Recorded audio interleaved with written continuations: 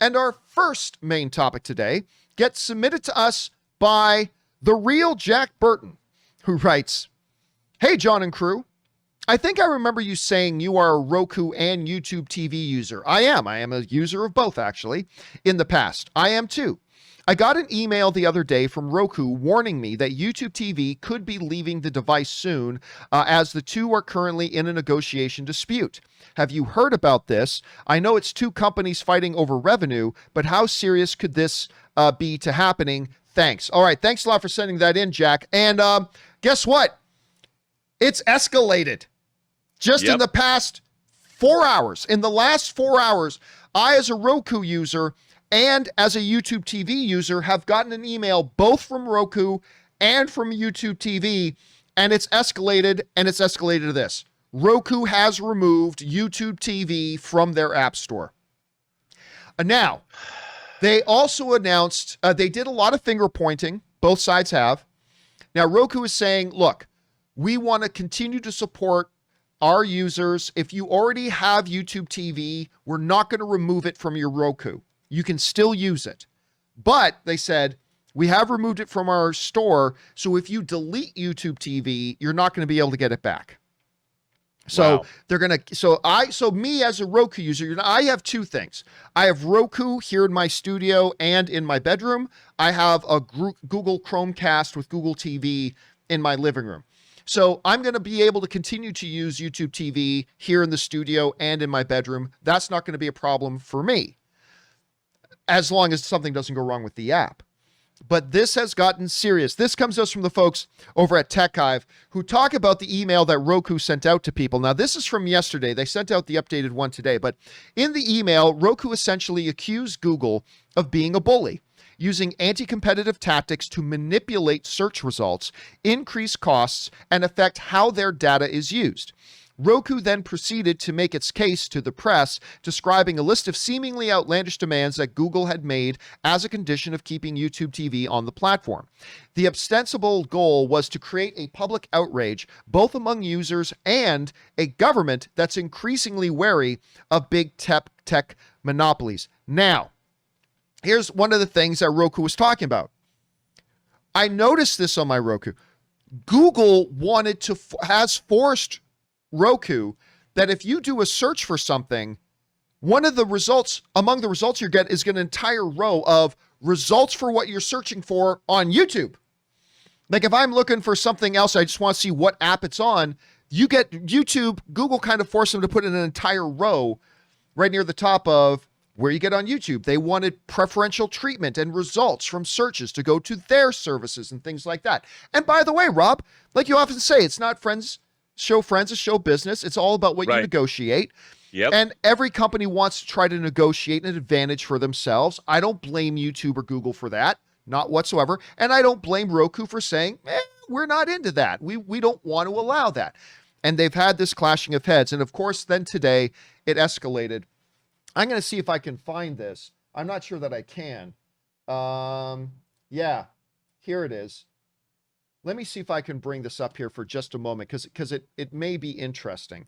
Give me 1 second. But Roku, like I said today, they then sent out an email to people that basically said the following. I'm going to try to bring this up here. This is the email I got. Dear Roku customer, we are disappointed to share the news that Google has chosen to let the YouTube TV contract expire. While this news is unfortunate, we wanted to let you know that we are taking an extra step to ensure existing Roku users like yourself retain access to YouTube TV while we work to reach an agreement. So, Google and Roku are continuing to negotiate behind the scenes.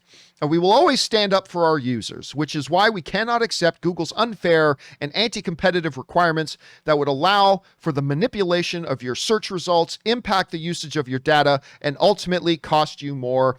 They go on and on. We are Robin Hood, ladies and gentlemen. This is what Roku is saying. We are Robin Hood. We are here to stand up for the little guy, for you guys. We're here to stand up for you. Now, of course, YouTube then put out an email completely contrary to that, saying, hey, listen, we have been putting forward completely fair and rational things. We have only asked for certain things that Roku has allowed other companies to have and blah, blah, and YouTube is making its case. So look, a deal is going to get done, Rob. This was like HBO Max and Amazon Fire Stick. Right. A deal's going to get done because there's just too much money on the line for both. So they're going to get a deal done. Who blinks first? Who has to compromise more? I don't know. I don't really care. But at some point, there's going to be a deal done. But Rob, this emphasizes something. Now, and this is why I decided to make this a main topic today. And you and I talked about this a little bit off camera. But the streaming wars, we know, are already a little bit messy. But for us consumers, this could get a hell of a lot more messy. And I thought we should talk about that here a little bit today. So if you will indulge me, let's step into the Campea classroom for a second. All right. We're in a streaming wars mess. There are actually two parts to the streaming wars, Rob, that you and I have talked about. One is the streaming services. This will include things like Netflix, the service, Disney Plus, the service, Peacock. If I spell it right, who cares? Peacock, the service, et cetera, et cetera. So the first part of the streaming wars is, of course, the streaming services. Disney Plus, HBO Max, whatever the streaming service you like to use is. But what we don't often talk about is the second part to us being consumers and customers of streaming, which is the streaming platforms. We're talking Roku. We're talking Chromecast. We're talking Apple TV. We're talking Amazon Fire Stick, etc. Stock, et cetera, right? So there's actually two parts to this. So you got our streaming services, and then we have the platforms in which we use to access those streaming services. They are two sides to a very important coin.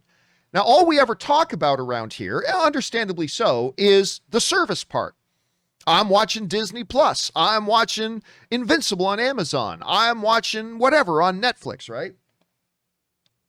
And up till this point, other than the dust up between HBO Max and Roku and Amazon Fire Stick, when HBO Max stupidly launched without being on the two most popular platforms in the world, we haven't really talked about the platform part. But Rob, this new situation with YouTube TV as our streaming TV option and Roku, this could be a harbinger of how this thing could theoretically get extremely messy, complicated, and completely convoluted for us, the consumers. Yep. Here's how. Google has its own platform. We forget about that. Google has its own platform. So they have YouTube, they have YouTube TV, they have the Google Play services, all that kind of stuff. Yeah, so they're a streaming service, but they also have a platform in the Chromecast, right? So they have Chromecast. I can't remember if there's an E in Chromecast. I don't care. Chromecast, I'm going to spell it like that, deal with it. Amazon has its own platform, right? The Stick, or I keep saying stock, the Stick, or Fire, or whatever else you want to talk about. They have their own platform as well, which of course came up largely in the whole HBO Max thing. Well, Apple has its own platform. Not a lot of people use it, but it's the Apple TV, right? So here's already three companies that have the streaming service or various streaming services, and they have their own platform. Netflix, Disney, HBO. These are big, big players that do not have their own platform, right? Here's where it could get very, very messy for us. What happens if Apple, or let's say, what's another one? Let's say Amazon decides no other streaming services on their platform. What happens then? Now there are anti-competitive laws in place to protect consumers and stuff like that, but we must remember this is new territory we are in right now. And even though there is anti-competitive legislation in place, there are always competitive loopholes that are put in there. I'm not saying this is likely. Keep this in mind though. But as we see these disputes happening between HBO and Amazon Fire Stick, as we see these disputes between YouTube TV and Roku, there is a danger, however unlikely, to quote Star Wars, there is a danger, however unlikely, that we could be heading into a situation where not only do we as the consumers have to decide on streaming services, we may have to also decide on platform. Because right now we kind of live in a situation, Rob, where pick a platform and we can pretty much get all the streaming services. You know, if you use Roku, you can pretty much get all the streaming services. If you use the Amazon Fire Stick, you can get all the streaming services. I think NVIDIA, help me out in the live chat, guys, but I think NVIDIA also has, I think it's called the NVIDIA Shield. That, if I remember correctly, is like supposed to be a really great device. But if you have the NVIDIA Shield, you can pretty much get all the streaming platforms. You know, if you have your smart TV, odds are your smart TV probably has all the streaming platforms. But what the hell happens if the streaming platforms start to become exclusive as well? What happens, Rob, if Disney introduces the Disney Plus Ultra Super Stick? What happens then? And Disney says, guess what, guys? If you want Disney Plus, this great service, Disney Plus, well, you need the Disney Plus Ultra Super Stick. And they give you this little stick, and it comes to you, and all of a sudden now, if you're a big Disney Plus guy or a big Disney Plus person, your Roku becomes a paperweight. Your Amazon Fire Stick becomes a paperweight. Your smart TV becomes a paperweight. And then HBO Max says, hey guys, congratulations, good news for HBO Max News. We are introducing the HBO dongle of the gods, the HBO dongle of the gods. And it's this little dongle device that you attach to your TV, and that becomes the only way you can get HBO Max. And then what happens if Peacock comes along and says, good news, Peacock, we you know, these other streaming platforms, they don't give you the optimum streaming service. So we are happy to announce today the Peacock dick enlarging super duper streamer FU Model Z. Okay? That's what they're calling it. The Peacock, because this is about as stupid as their regular name, Peacock, anyway. The Peacock dick enlarging super duper streamer FU Model Z. That is their thing, and you got to get that. And now what happens here is Disney has a streaming platform that they completely control. I mean, there could be advantages to that. They completely control it. They can control the experience. They can make sure it's properly, perfectly optimized just for the Disney Plus streaming thing. HBO Max, same thing. They now have their own platform. They can optimize it. They can have full control of it. And this is a nightmare for people like me, who I am a streamer. I love watching. I love having one device that I can just watch everything on. Now, again, I am not proclaiming, Rob, an apocalypse. I'm not saying this is what's going to happen. But what I'm saying is these little dust-ups that we're seeing, and remember, we're only at the start of the streaming wars. Yep. We're going to start to see, I believe, these streaming services wanting to control their whole ecosystem. And if you don't think that, Apple, who half of my household income is provided by Apple. Thank you, Apple. Thank you very much, Tim, for supplying half the income to my home. I appreciate that. But Apple, I mean, if you look beyond the Apple TV, they completely control their whole ecosystem. If you want the real benefits of the phone, you also got to have our laptop. If you really want to be integrated with what's going on, you need to have our tablet. And if you really want it all to work well together, you also got to have our iMac. I mean, they've completely mastered the whole system of creating your own ecosystem. And you might start seeing that, and that's going to make it very, very difficult and more expensive for us as consumers. Again, I'm not saying it's going to happen. There are legal protections in place, but they can be circumvented. Anyway, that was a really long way to go on this. But Rob, when you look at situations like this with Roku now saying they're dropping YouTube TV from their store, what's stopping them next month from dropping Peacock from their store? What's like, how am I over worrying about this, which I have done from time to time, but am I over worrying about this? Do you see this potentially becoming complicated? What do you see down the road for this, and what worries you? Well, I mean, you laid out scenarios that are definitely a possibility. And I think, look, with all of these different streamers, if they could figure out ways to limit you even further, they will. And I think that there's got to be a situation where people are not going to put up with that. Like, if the streamers all need individual pieces of hardware, like you said, dongles to work, that's going to be a huge problem. Because where do you plug them in? You're supposed to, like, every time you want to do a different streaming service, you're going to plug in a new dongle into your TV to get that service. I mean, nobody wants that.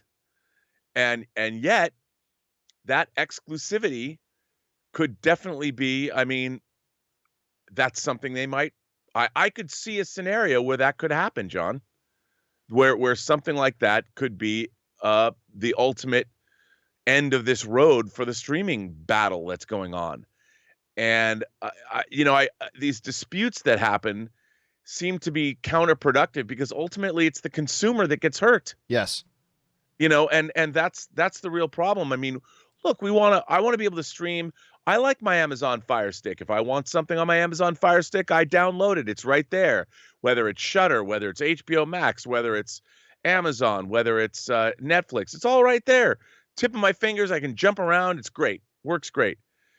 But look, man, if I had to get up out of bed at, like, say 3 a.m.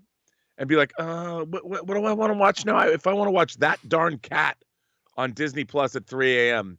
because I'm having insomnia, I don't want to have to walk over and swap out some piece of equipment in the back of my TV and an HDMI port or whatever. And although Disney Plus they could get their 200 million subscribers. They're like, guess what, everyone? Now all of you need to get our own dongle that comes with its own remote control and all that. So you wind up with 20 different remotes for every streaming service. That's a nightmare scenario. But I mean, I could see them saying, well, it's more secure for us, or whatever the hell they'll say. But it's not something I want to see happen. Let me tell you that. Yeah. And again, this could get really messy. I hope they figure this out. Anyway, guys, question is for you. What do you think about this? Right now, it's a limited conflict between Roku and YouTube TV, but this is becoming a recurring story. It was an issue with HBO Max and Apple Fire Stick. It was an issue with Roku and HBO. I mean, we've seen it happen before. I'm worried it could happen a lot more. How do you guys feel about this? Jump into the comment section below and let us know your thoughts. Okay, guys.